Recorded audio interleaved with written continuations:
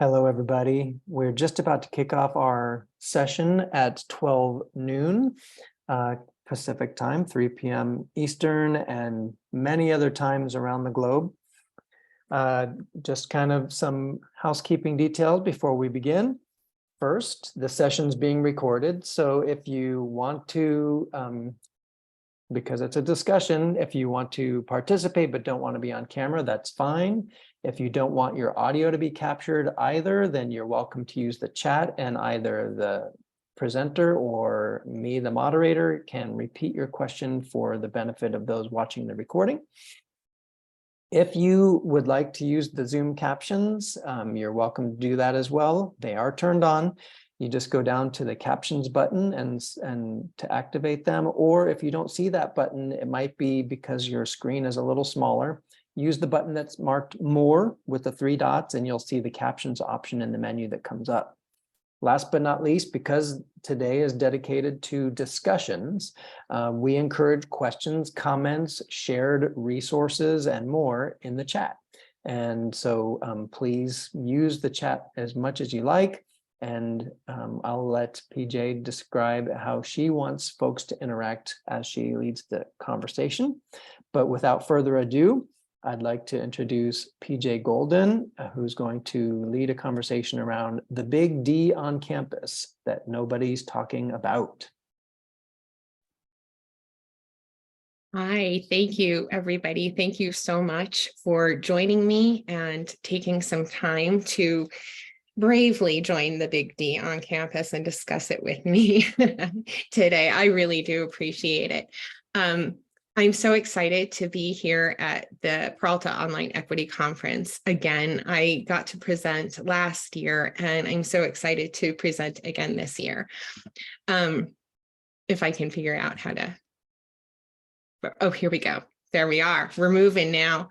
So my name is PJ Golden. I use she, her pronouns, and I am a disabled student at Portland Community College in Portland, Oregon. I have progressive multiple sclerosis, and I often use a mobility device, and they vary depending on my needs.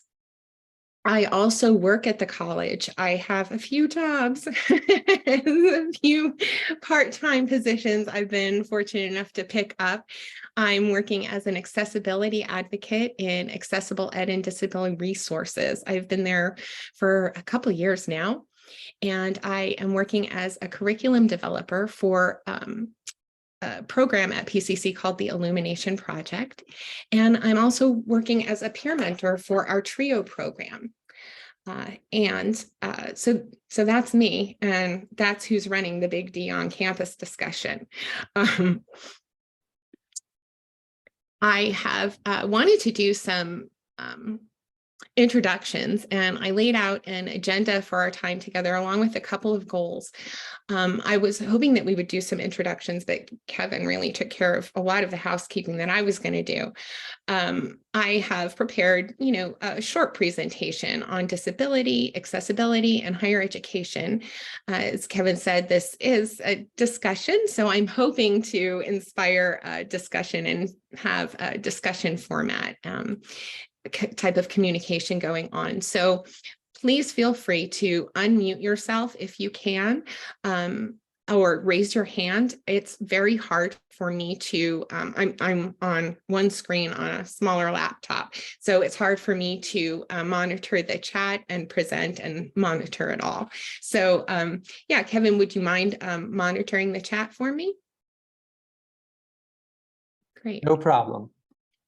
Okay, thanks. So yeah, at the end of our lunch hour time together, wherever you are in the world, I hope we all get a better understanding of how disability impacts everybody and of disability.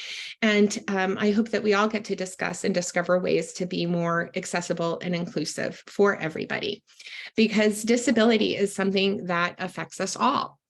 And disability is what we're going to be talking about today, if you haven't guessed already. I thought that people might wonder, well, maybe is it disability? Is it diversity? But it's disability. We don't get to talk about disability a whole lot. We do a lot of talk about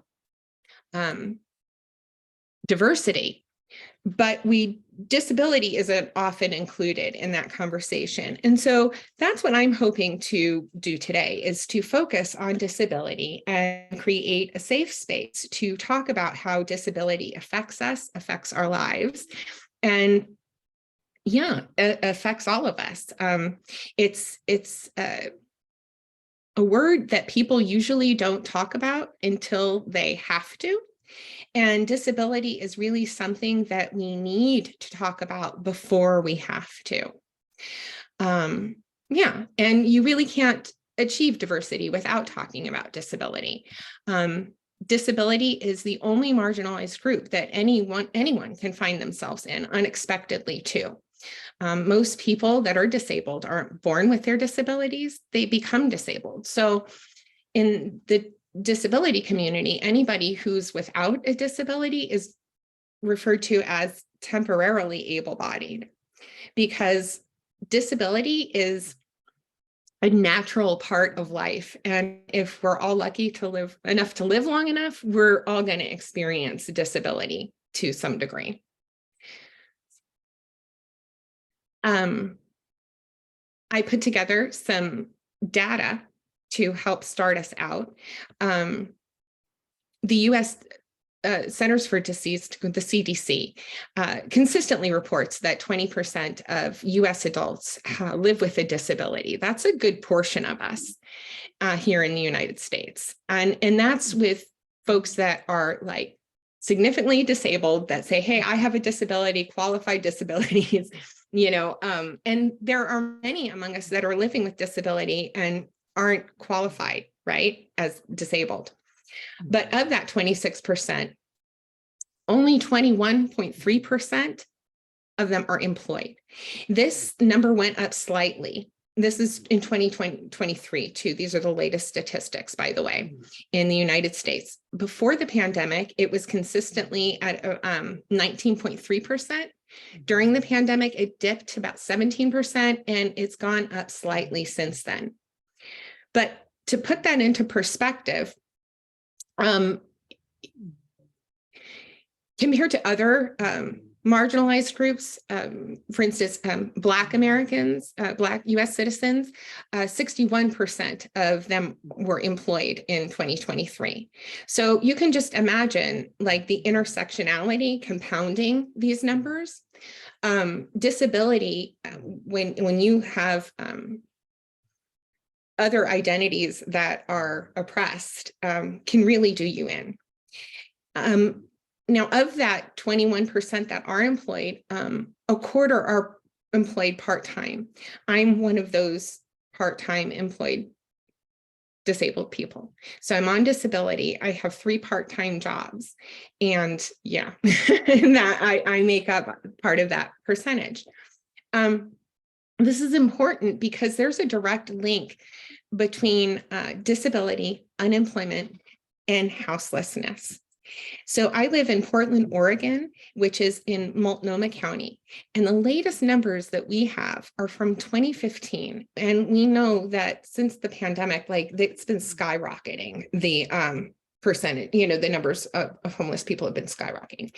But in 2015, 57% of Multnomah County's homeless population had a disability. And the people that are on the streets are generally the ones that have physical disabilities, because shelters are not accessible either. So there is a real direct line, but there's hope. And the hope is found here at community college. Post-secondary education has proven to reduce this by a lot. Post-secondary, so there's about 250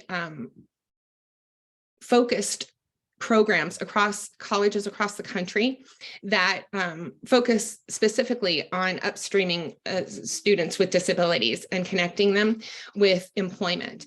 And those programs over the past 5 years have been effective at placing 75% of graduated students in gainful employment. And that's really important because, Your employment has to be sustainable for somebody with a disability. Like, it's okay to go in and maybe they can mask their disability and get the job, but how do you maintain the job? And that's why disability needs to be talked about, because it has to be talked about in order for it to be accommodated. We exist in a don't ask, don't tell environment still about disability. And it's not healthy for anyone, and it can't be addressed that way. So I would like to open up this discussion, please. Does anybody have any thoughts so far, or comments, or questions?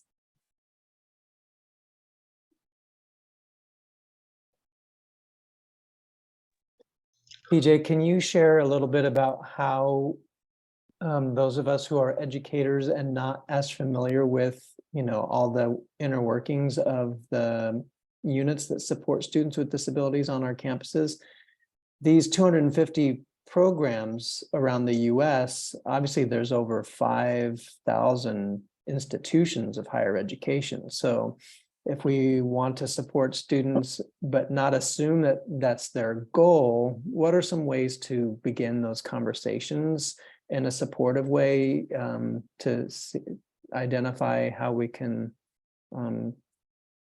help those students find the resources they need, or the programs that might help them find that employment if that's what they want?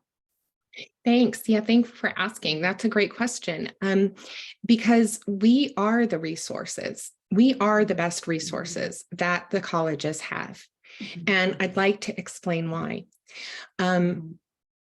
Has anyone here heard or read Dr. Jay Dolmage's book called Academic Ableism? Nobody here's heard of it? It is going on my reading list now. Okay, good. I have links that I can't share with you right now, but I do at the, towards the end, when I'm not sharing, I'll be able to share them with you. So Jay Dolmage is a writing professor at the College of Ottawa in Canada. Did we just get a chat?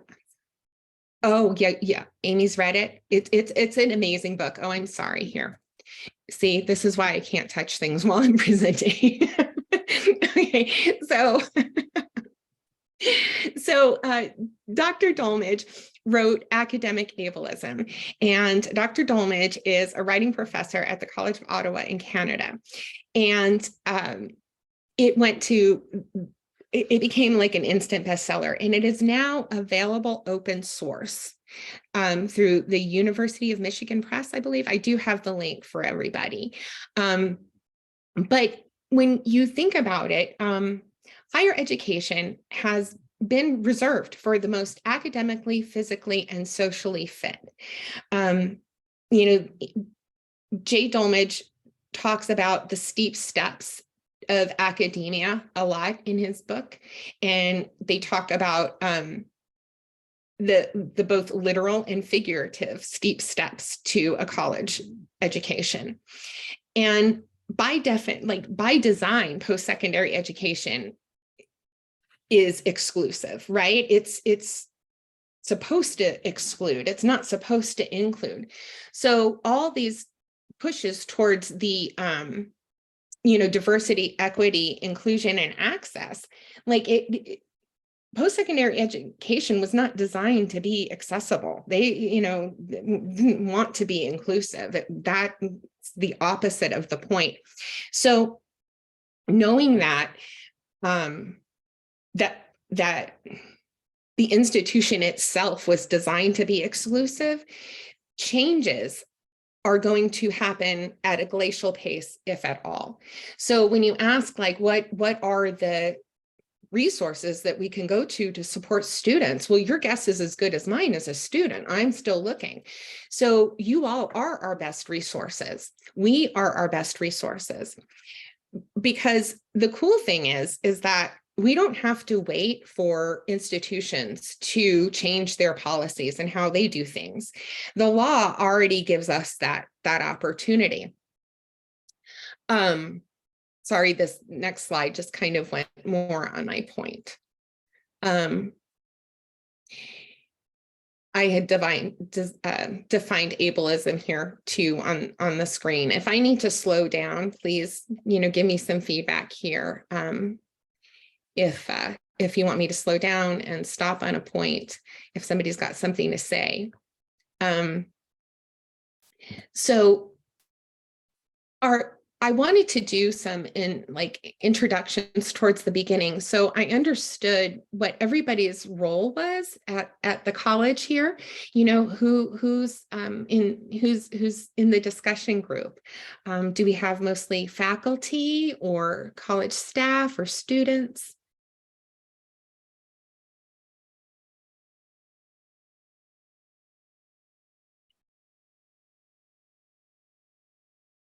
Faculty. Okay. Well, then that helps me a lot. Because as faculty, there is so much you can do. As faculty and staff, faculty and staff can do so much. No, really, because it really, here's why. Okay, and a mom of a disabled CC dropout. All right, so you see, it really does affect everybody because, quite frankly, accommodations are not just for students. Accommodations are for employees as well. And this is a lot of the times at colleges, we're just focused on the student. And what I've learned over the past couple of years, giving these kind of presentations, after every single time I talk about it, faculty comes up to me and privately tells me about their disability, about how they can't ask for accommodations. And we really do live in this don't ask, don't tell environment. And so I tried to be mindful when creating this year's presentation because I wanted to take the focus, I didn't want the focus just to be on the student this year. I really wanted the focus this year to be on the faculty, because the truth is that no matter what policies are in place with the institution, practice and policy are two different things. And so it's the employees that put policy into practice. And so ultimately, as a student with a disability, it's the faculty it's my instructor who has that last line, who's deciding whether or not I get a reasonable accommodation or granted or not. It really does boil down to the faculty. And so I can really focus on that. I have some slides for that on how to make your courses more accessible and inclusive. And I also am prepared to discuss just ways to make the college more inclusive and accessible for people. Because all the ramps in the world can be built, and it won't be accessible if people's minds aren't accessible, if they're not inclusive, if they're not making space, if they're still adopting ableist beliefs and mindsets, which so much of us do, especially, especially with academia is the birthplace of eugenics. So, disability has never been a welcome part in academia. Disability has always been something seen as something to be eradicated, studied, tested upon. Right. Yeah, lifelong learner. And with the decline of enrollment, colleges really do need to be focused more on reaching out to persons with disabilities and more accessible online classes and programming, which I'm sure you've all seen through the pandemic. The reality is, so I used through the pandemic, I had a really bad exacerbation in December of 2019 and used a manual wheelchair for much of the pandemic. And this was the first but I've had progressive multiple sclerosis for almost 30 years. And this is the first time that I've had the opportunity to get my education when everything went remote. I was not physically able to, meet the demands of getting an education before there were remote options. So, academia is having to change. College is having to change in order to stay in business. But with all the time that I have spent as a student, I've been a student and at PCC since 2020 and an employee since 2021. And in all that time, I have found that very little change happened up at top. But the change that happened with the staff and happened with the employees and the faculty, because those are the people that really hold the power to make the changes and make things happen. You can stop using ableist language and be more mindful of that. Examples of how ableism shows up in the classroom is engaging in debates about fairness with non-disabled students. I made a list of how it often shows up. Making assumptions about a student's physical or mental capability to participate in your class or in a certain field. Making assumptions about the reason why a student is requesting accommodations. That's a big one. Every single term that I have been at PCC, and I've been there for 3 years now, I have had one of my instructors deny my accommodation. And it's really important to understand that accommodations address barriers and not obstacles. When a student comes to you and is requesting an accommodation, they've already been approved for them. And that's what I mean. Faculty and staff really hold so much more power than they realize. You can make any accommodation that you need to remove a barrier. The law provides that for you. For a student within, as long as it's not going to completely alter the program or cost a lot of money. There's very, very, very few restrictions on what constitutes as reasonable. Were there any questions with that, maybe?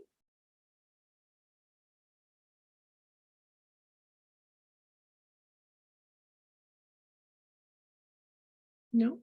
Okay. And then finally, this one I just added actually this week to this list, ableist course content.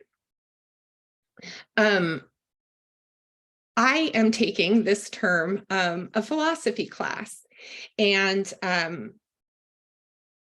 we just finished a section on Hillary Putnam, and I read this long 4-page essay that they wrote on what philosophizing about bodies and multiple sclerosis and pain. And, if Hillary Putnam were philosophizing about what it was to be a different race, or, I don't think that would have made the cut into required reading for our course. And so a lot of course material. So, that could be worth a look at your course material to see because things have changed. Language that was okay 15 years ago is not okay today.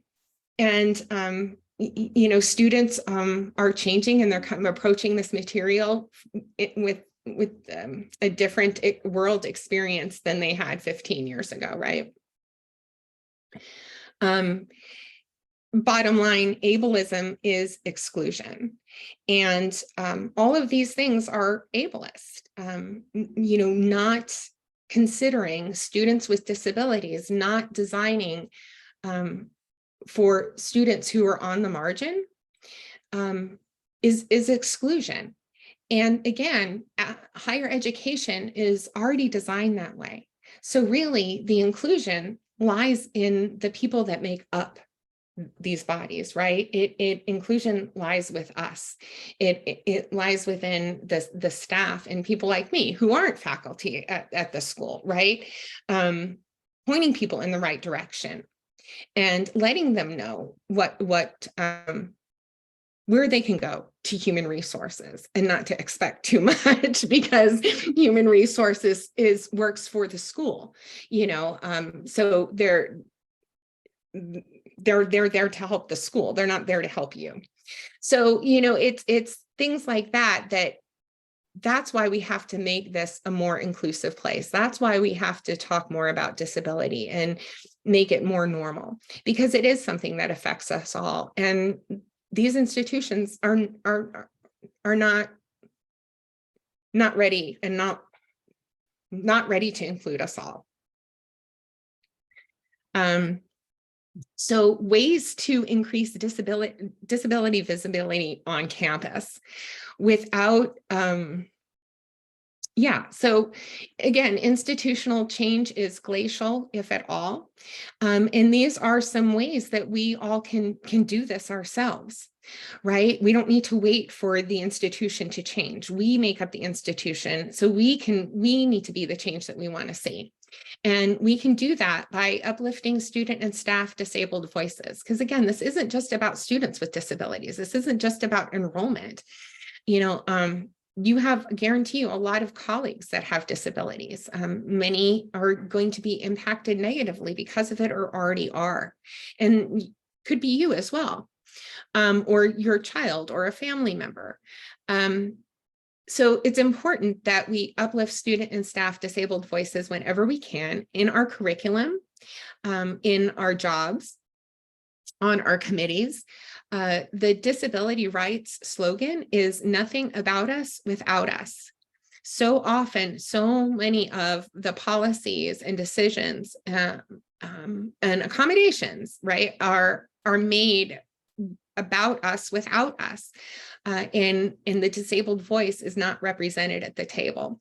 And we need able-bodied people to create space, to make space, to allow, to insist that there's a disabled voice at the table, and to deliberately include disabled voices in this conversation.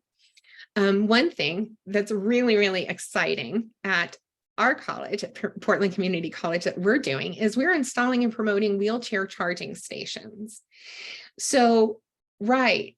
So one thing, we, after 3 years of hard work, we have created the students, with the help of staff in accessibility, education, and disability resources, have created a disability cultural alliance. We don't have a disability cultural center like the other identity centers, but we have now formed a disability cultural alliance. And we now have a room on one of the campuses. And with that room, we got approved a single wheelchair charging station. From that, we found out that they're only $750. And because they have a disabled voice on the Accessible Built Environment Committee, they're now looking at installing 4 wheelchair charging stations, not in a back room, but in the main part of the campus, where there's snacks and accessible furniture and tables and other charging stations where people and students can congregate and communicate with each other. And PCC hopefully will advertise this and promote this. So it's elevating visibility, disability, and disability visibility campus-wide. There's not a whole lot of people that are charging their wheelchairs on campus yet.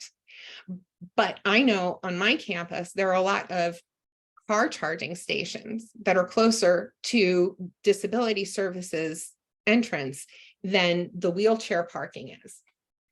So, that argument was enough for me to elevate the argument that, look, we're asking for one $750 wheelchair charging thing for not just students, for faculty. And it's this visibility, this normalization of disability that's going to bring people with electric, or battery operated mobility devices.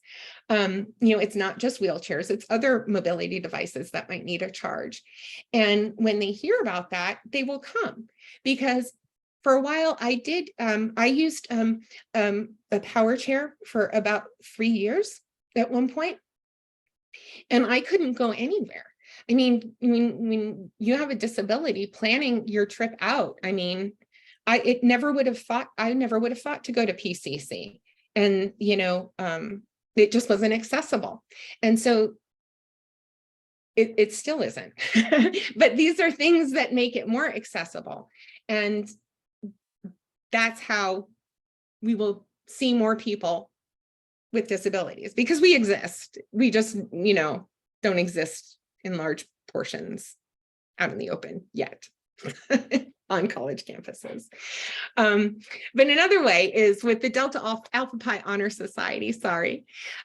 If you just let me talk, I'll tell you. So the Delta Alpha Pi Honor Society is an honor society that recognizes the accomplishments of college students with disabilities.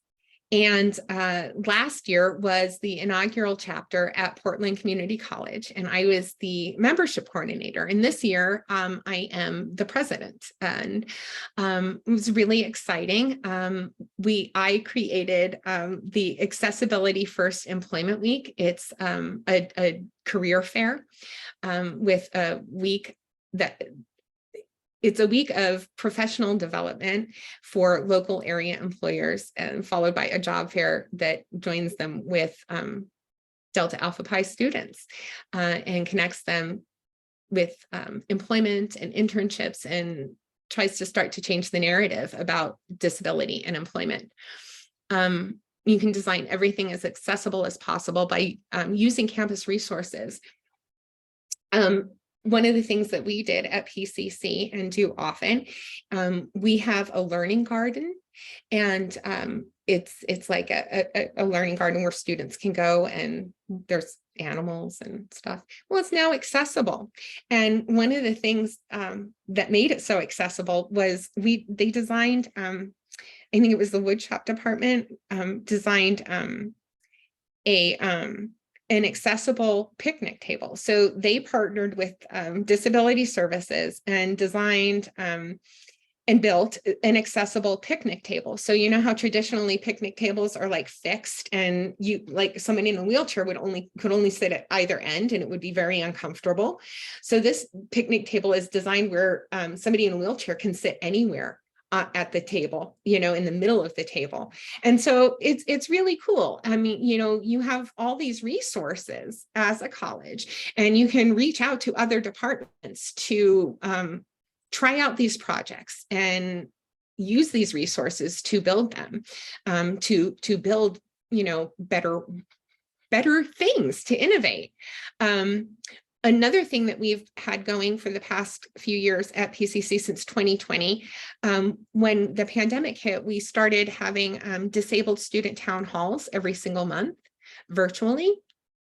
And this is something that AIDER, Accessible Ed, now runs, and the accessibility advocates, the students, we put it together and put one together every single month, and students come together and remotely and express their concerns. Sometimes we have a topic. I mean, it's going on a while now, so there's topics that we usually try to have a topic every single month. But the other thing you can do is, and we're planning a campus-wide showing of Crip Camp, which has anyone here seen Crip Camp? No? Oh my goodness.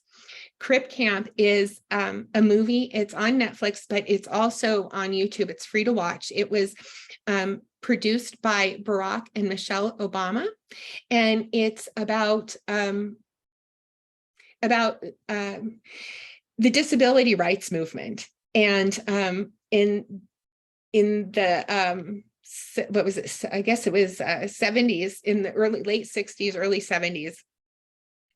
A bunch of kids were at a Crip Camp, and they went to, that's what they called it. And they organized, and they got active and they became fast friends, and they banded together and created the 504 sit-in, which is like the longest sit-in in history. And they occupied, what was it? I think one of the San Francisco buildings, and they had such community support. And it's because of this group of crib campers that we have accessible education today. And the great Judy Heumann, she just passed away last month in March.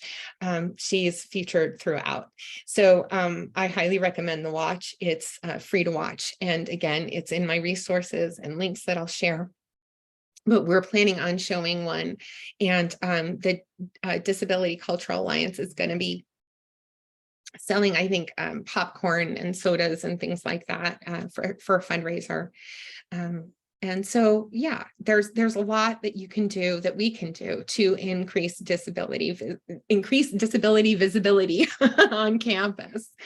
And then when you're thinking about accessibility, I put this up here because, oh, okay, 10 minutes to go. Oh my goodness. Did we really? It's gone that quickly.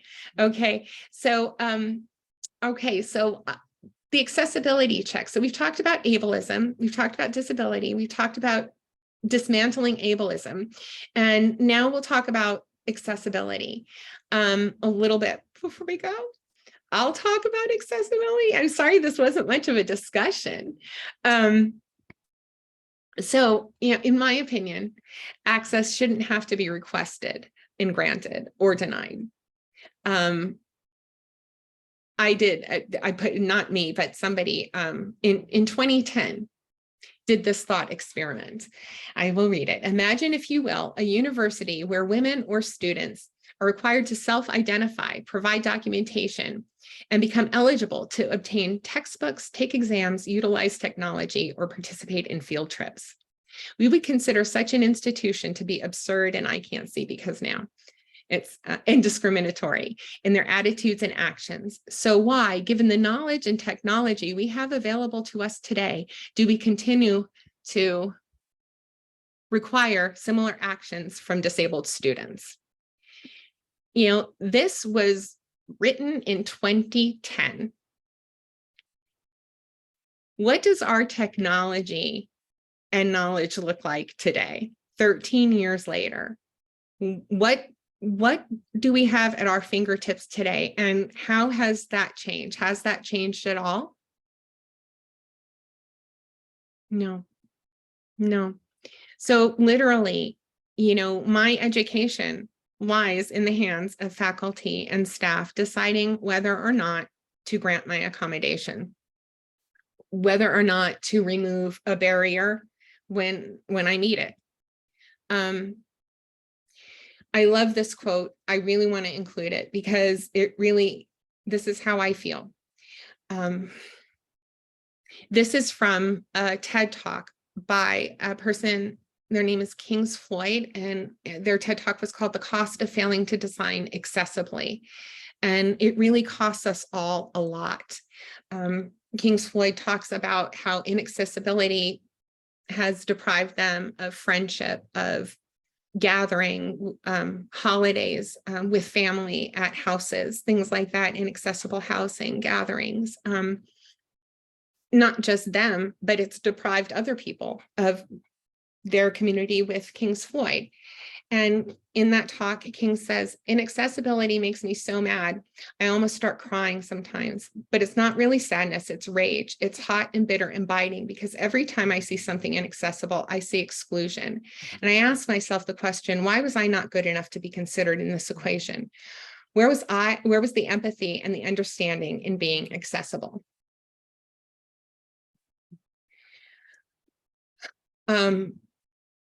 So when it comes to course accessibility, some things that I have found as a student that have been super, super helpful are that you can release a syllabus summary earlier.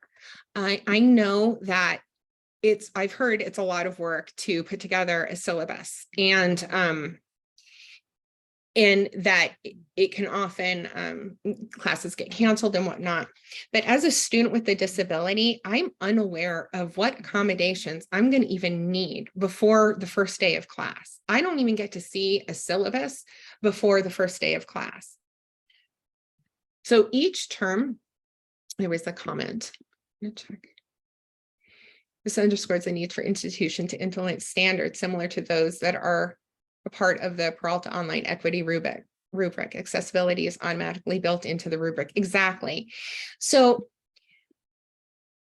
by releasing just even a video or an idea of kind of what to expect with your class a week early can give your students an idea of what kind of accommodations, if any, they're going to need. Are they going to be able to manage the cadence and responsibility of your class and the other responsibilities as well? So often I've had to drop classes just because I couldn't see the workload until the first week, right?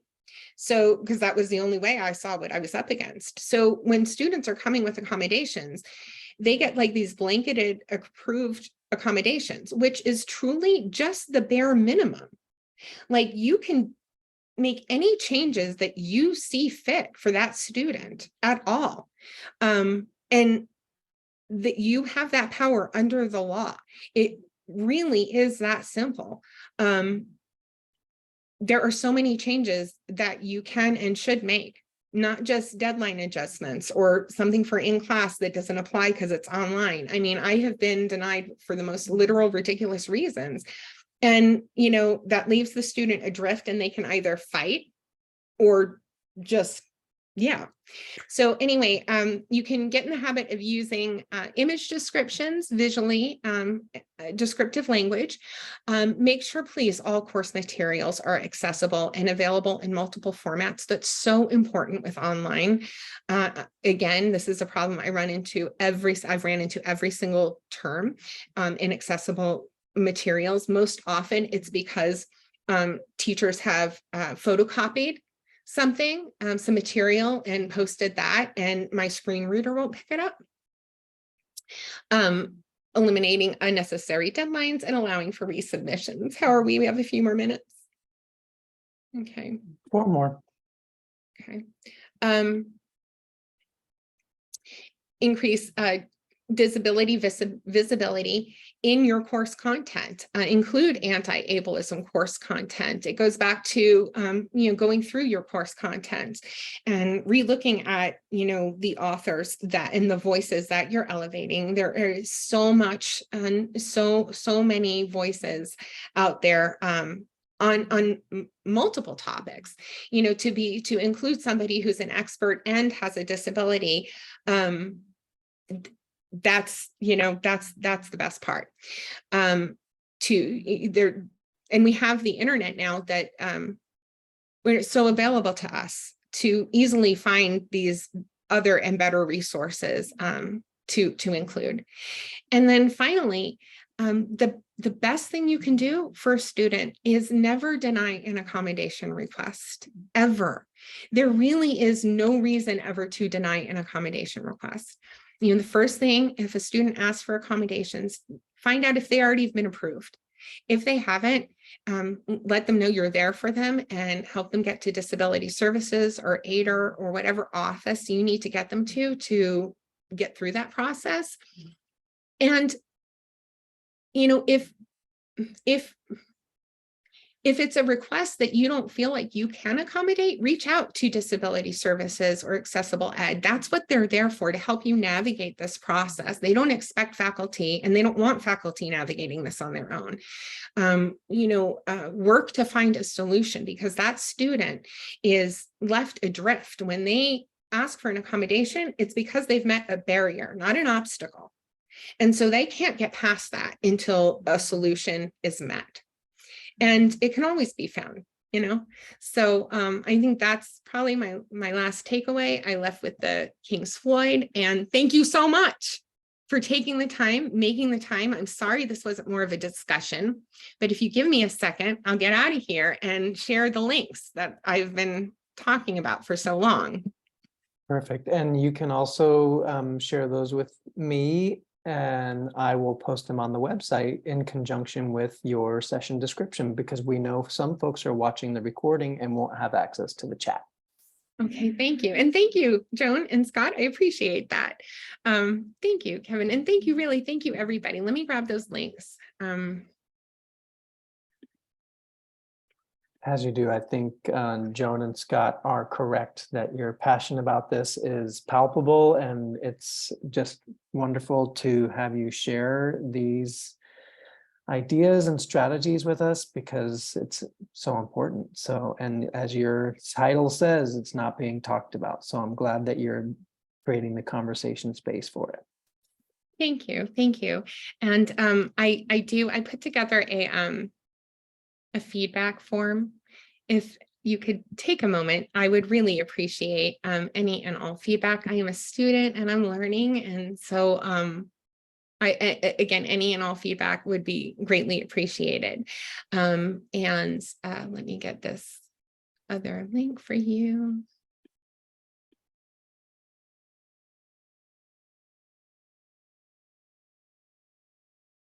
Okay.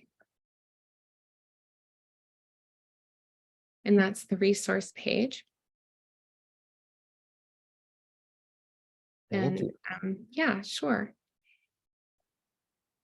And I wanted to go ahead and just link the slides real quick.